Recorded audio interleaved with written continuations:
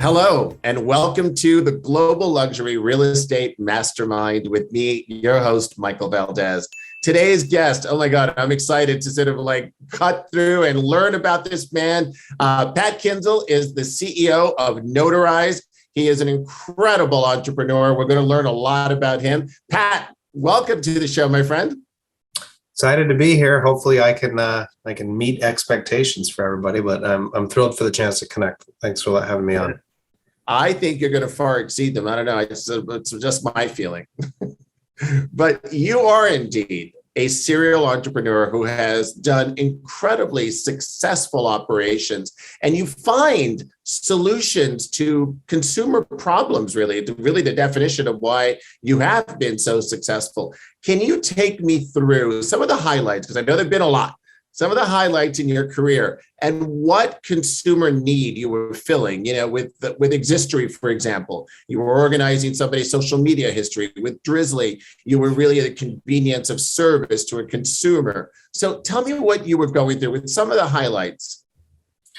Yeah, I'm not exactly sure where to begin. And also I'm more focused on the lowlights than the highlights. A lot of those projects. That's where the best lessons come in from, don't they? Yes, for sure. And Drizzly had a great outcome, but a lot of those things I felt didn't fully achieve, what they could have. So Existory was really a product that was trying to find value in all the content people were creating, right? And it was this notion that as we were all going around and having life experiences, what we're really doing as a group is creating a shared history, right? So documenting things as we go. And if you could map that content, you'd create a really, compelling experience. You'd create a new opportunity for search on the internet, and that you'd give people a sense of meaning and belonging. I started that company right out of school. I raised some money. I got a product built. Ultimately, didn't succeed. I had to shut that company down, really for issues of execution on my part. And I got feedback from someone who I consider a mentor who said, Pat, building software is actually really quite hard. It's a skill. It's something you should learn. And so that's when I went to Microsoft, and really that's where I learned how to build software as a product manager at Microsoft.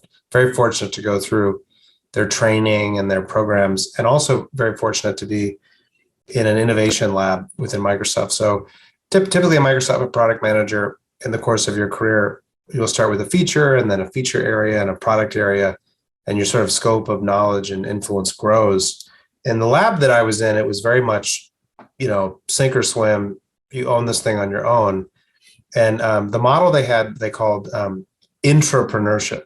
So the idea of internal entrepreneurship.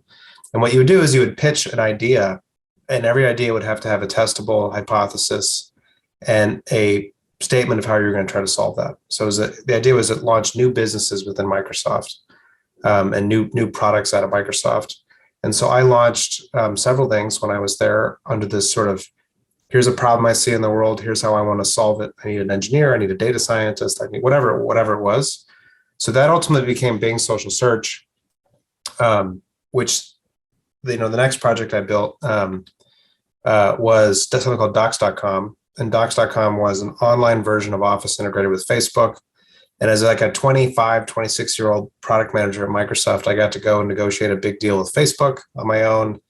It was in Mark Zuckerberg's keynote at F8. It was a big partnership between the companies. And I then started another search business. And, it's just sort of been one thing to the next. So that's sort of the early chapter of my career.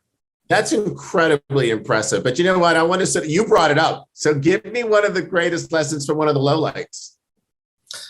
Well, a couple things. I mean, after my first company that did not succeed, I was applying for a couple different jobs, and I ultimately got a job at Microsoft, but I didn't get the first one I applied for. And I'll never forget, the person said to me, "Look, we want to hire you. We think you're great. You got through the interview, blah, blah, blah. We're not going to hire you."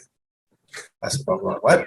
And I didn't finish college. He said, "Look, you didn't finish college. You started this company that you didn't get over the finish line." He's like, "I hire finishers. I hire people who take things to completion." I've been obsessed with that ever since. And this notion that, you've got to meet the commitments you make to your customers, to your partners, to investors, and you've got to find a safe landing for things. And that's where my company, when I left Microsoft, I started another business called Spindle. That was a search business that I ended up selling to Twitter. And there was a lot of challenges along the way, but the credit I really get there is for getting it over the finish line. So that's something I've become obsessed with. I'd say the other thing that really that just grinds my gears is the thing I built with Facebook.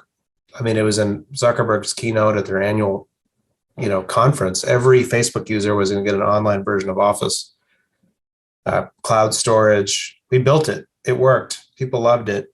You don't have it, right?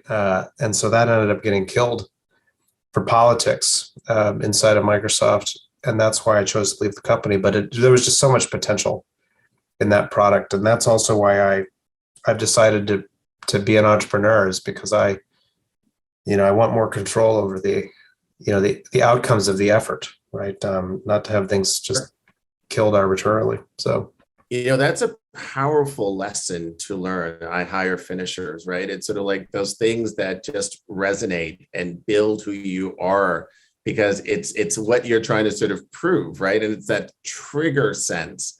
So you just talked about entrepreneurship in such an incredibly strong way.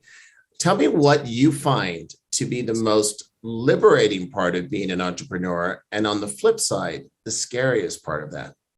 Another Microsoft story. So when I started, I was very young, and I was in this incubation group, and I was very fortunate to work with a lot of really senior people.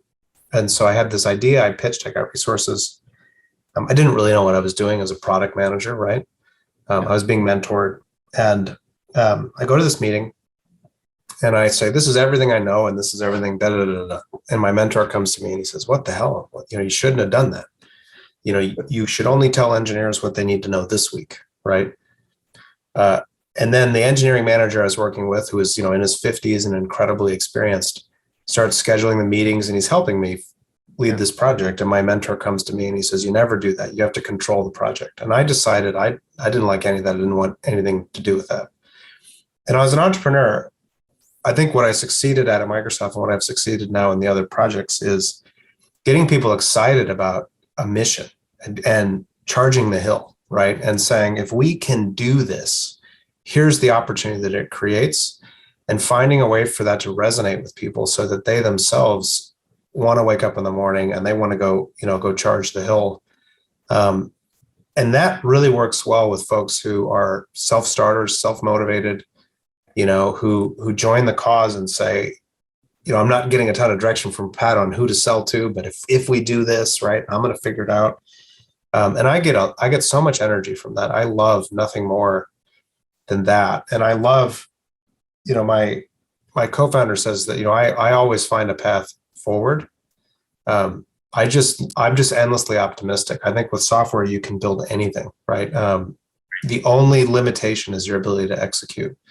And then physics sometimes, but, and I just think you put those things together, and one of the things I say often is, I work a lot, and I, sometimes eat a lot of stress, and people ask how I'm doing. I say, look, I know exactly what I signed up for. I'm doing exactly what I want to do with my life. And I think that if you just take a step back, in the United States, to be an entrepreneur, especially in software, there's no personal risk.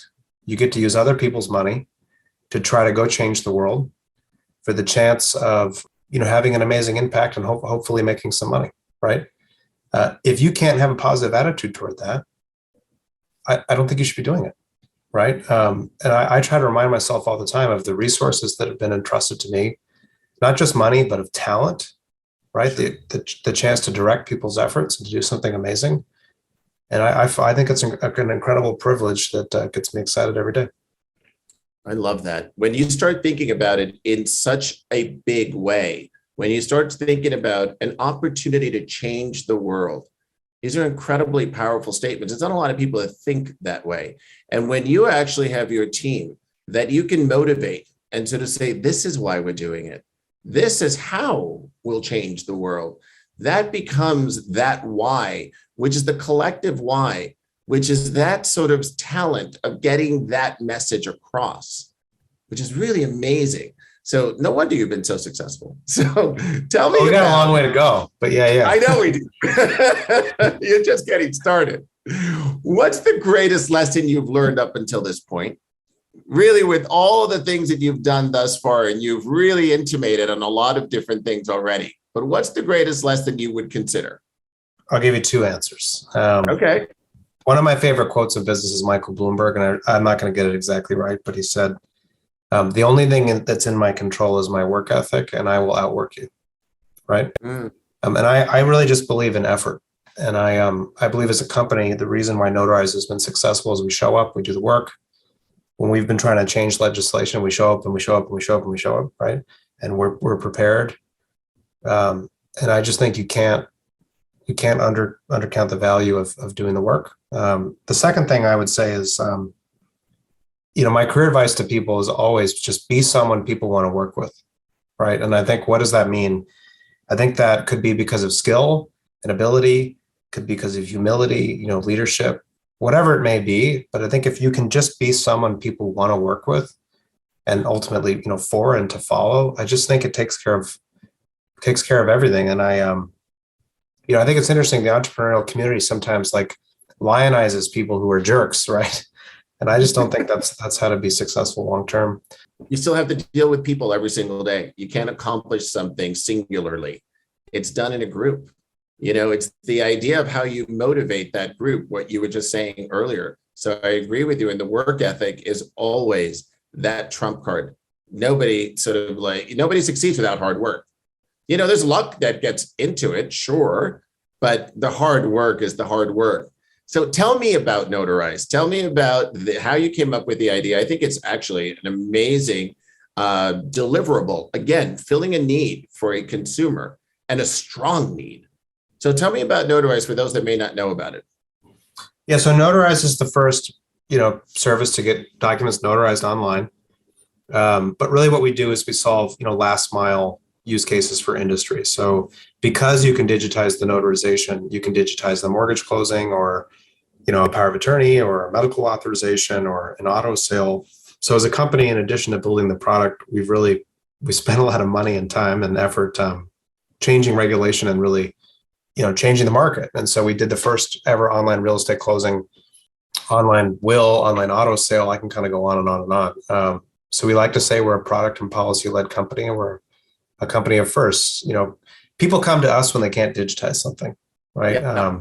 And so we get to work with these great companies. Maybe to answer the question a little differently. So Spindle, the company that I built and sold to Twitter, I got some advice as that was ending, which I thought has really impacted my career. And someone said to me, they said, look, every company has this spectrum of risk, every technology company, technology, feature, product, business, right? So can you build the thing? Does it work? Can you turn it into something people would use? Is that thing actually a product that's defensible? Will people pay for it? Right? Whatnot. And Spindle was 100% technology risk. We believed we could build a better search engine. And by anyone who was paying attention at the time, they concluded that we did. We built this search engine, and then the challenge was, can we turn it into something people would use? Right. And then is there a larger product, and is there a way to monetize it? And that really resonated with me. And I thought to myself, the next thing I want to do, I want to start at the other end of the spectrum. Right. I look at a company like Uber, right? The ability to call a car was not a technology challenge. They started with business model and adoption risk. They said, how do we really quickly prove people will do this, that, it's not profitable initially, but, that they'll pay for it. And then they work back into a scalable platform and technology challenge. And so I was looking for an idea that was much more the latter, right? Will people notarize documents online? That's what I wanted to prove. And I wanted to prove it as fast as possible. So when I started the company, I funded it, I had the whole plan as fast as possible to get to the point of validating that and then working back into technology risk. And then the third thing I'd say is, in my career, I've done a couple things recently. So you mentioned earlier, I was the seed Series A and Series B investor in Drizzly. I'm an investor in a company called Lob out in California, and then Notarize. And so one is mail one is alcohol, one is notarizations, right? And so from the outside looking in, there's no similarity between them, but I actually see them as exactly the same in my head, which is really what it is can technology provide better access to services, to infrastructure, right? So if you think about it, Lob connects people with local print and mail centers and totally changes the way companies can communicate with their customers. Drizzly was software that tapped into local retailers that leveraged inventory across the country for access to. And Notarize allows businesses to connect with a network of notaries to get transactions done online. And I think there's a lot of businesses like that that can follow that pattern. You know what I love about Notarize is the idea that you can actually disrupt several sectors. When somebody comes in with an idea, especially in technology, they're usually focused on a singular sector.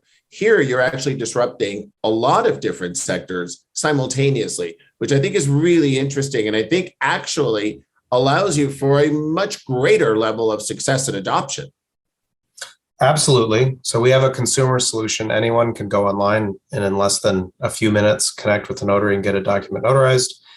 We have SMBs in every industry you could ever imagine, from roofers to accountants to bakers to equipment leasers to law firms. And then we have these vertical apps in auto and real estate and whatnot.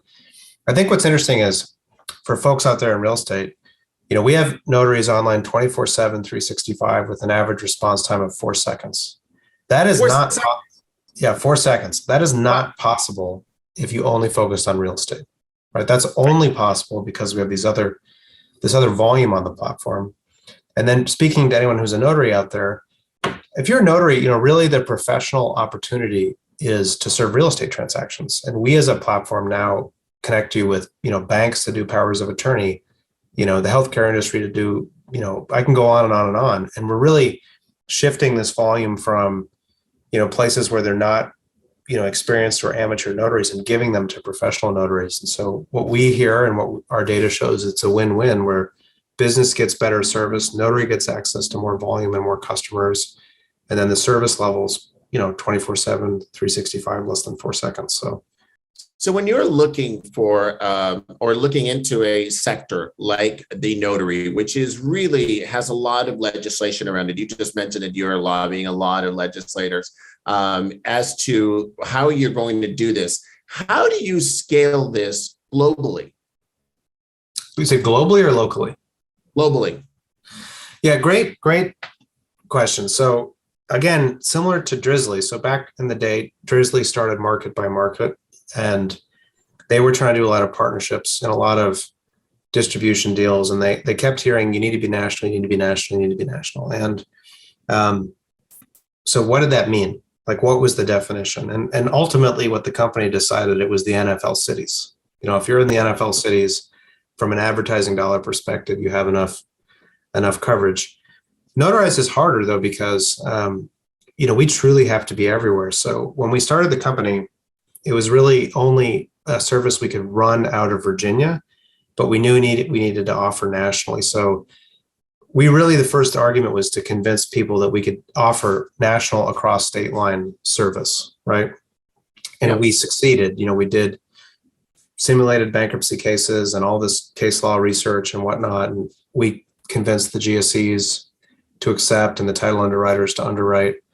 And so we were able to go national out of the gate from a availability standpoint, right? So from a consumer expectation standpoint, we were national. Now what we've been doing in passing legislation is allowing notaries onto the platform. So again, it started in just Virginia.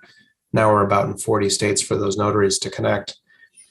One of the challenges and one of the opportunities though, for folks in our real estate, you may be local, right? You may be down in Florida or whatnot. Your consumer might choose a lender in Detroit or in Chicago or in California, right? So you need a software platform that helps connect you with everybody, right? And that's ultimately where we are now in the real estate market is it's about aggregating, not just customers, but integrations into systems, enabling more throughput on the platform. And a lot of the benefit we're hearing now is it's not just a consumer benefit for the closing, it's workflow, streamlined workflow for all these participants because we're integrated into their systems. And is there global capabilities? I mean, because you could be selling your property in Jackson Hole and your buyer could be in Asia. Yeah, we have now served, as of a couple months ago, consumers on all 7 continents, including Antarctica. Wow. So people have been everywhere. We had people in airplanes. The notary always has to be in their state at the time of the Sure. transaction, but the consumer can be anywhere. Today we only serve U.S. nationals or people with a tax ID, and that's because of the identity standards. But we're working to offer international service as well. Exciting, exciting. What books are you reading now, Pat? Right now, nothing. Although I just yesterday ordered Scott Belsky's The Messy Middle, because I'm squarely in the messy middle of company building. So I look forward to reading it. I love that. So who has been the most influential person in your life? I gotta be honest, I hate this question. You hate it? Because I'm glad I asked it then. Yeah, no, just because I think it's unfair. There's been a number of people that have really bet on me, unjustifiably, repeatedly. They've just bet on me. I think something that I've been good at in my career is creating advocates. And I think the way to do that is to be really direct, right? I constantly connect with people, and I tell them what I'm struggling with and how they can help me. And I find that if you're honest and forthcoming, people will help. But there's some people, of course, my parents, my wife, my father-in-law. There's a gentleman at Polaris, Dave Barrett, who's bet on me time and time again. And it goes back to the finishing concept, right? Like, if people are going to bet on you, you just gotta work your ass off, and you gotta do everything you can to get it to deliver for them, frankly, right? I love that. So let me sort of flip it. Now you've become a mentor to many people. And so a lot of the listeners that are listening to this are either entrepreneurs or aspiring to be. So what 3 pieces of advice would you give somebody on their road to success? I mean, just get started, right? I think too many people are analyzing what to do. I validated the concept for Notarize with about $500. And Wow. what I did is I used unbounce.com. I bought a horrible domain, I think getnotarynow.co, intentionally bad. I stood up a landing page, and I bought $500 of Google search traffic, and I put a button that if you clicked it, went nowhere, because I wanted to see if people would, click it, frankly, right? And then I did all this modeling, and so just get started, I would say, first and foremost. I would say number 2 is acknowledge the fact that if you're passionate about something, to do it. You're probably the only person who knows if it's going to be successful or not. I think people rely too much on third-party validation and investors and other folks. When I started Notarize, every person on earth I talked to said I was an idiot. Like all of the standard things that you would do, meaning like, how often does a consumer get a document notarized? Not that often. Not enough repeat usage. Not a high enough price per transaction. Regulatory barriers. Incumbent legacy industries. Like, I can go down the path, and everyone said, "Don't do this." And I was like, I'm just doing it.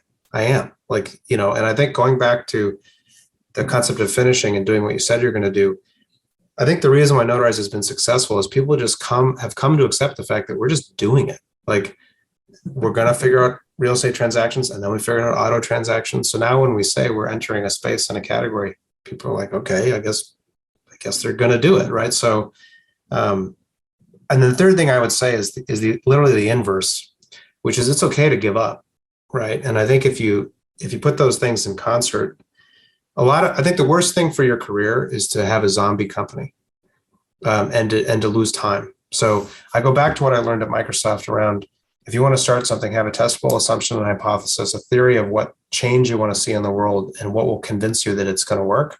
Go as fast as possible at solving that.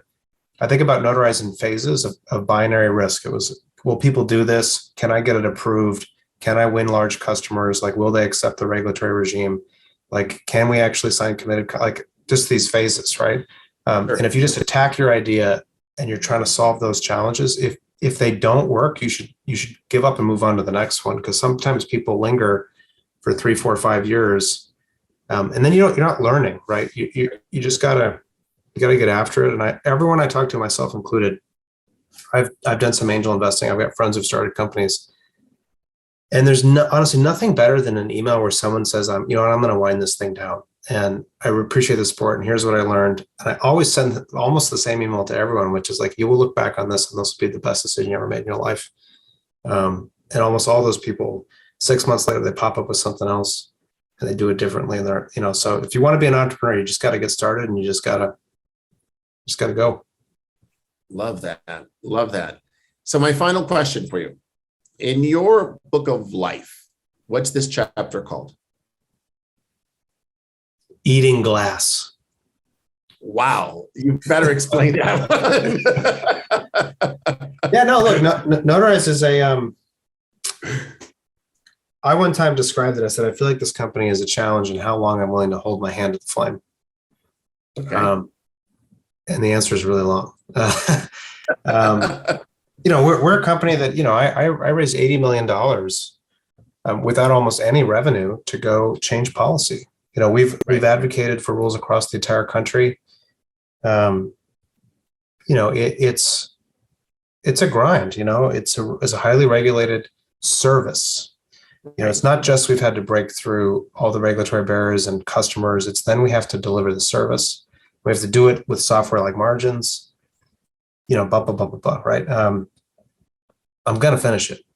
So You're the finisher. I got that. Oh my gosh, Pat, you have been a delight. Thank you for all of your insight. It really was incredible to hear your story, your trajectory, but more importantly, the lessons, and really sharing that and being that leader, not only in our industry, but with what you're doing, and you're playing a game of changing the world. And I really appreciate the conversation today. It's been really a pleasure. Yeah, likewise. I really appreciate it. And everyone out there, wish you best of luck with whatever you're working on. Thank you so much. And thank you all of you for listening. It's been the Global Luxury Real Estate Mastermind with me, your host, Michael Valdez.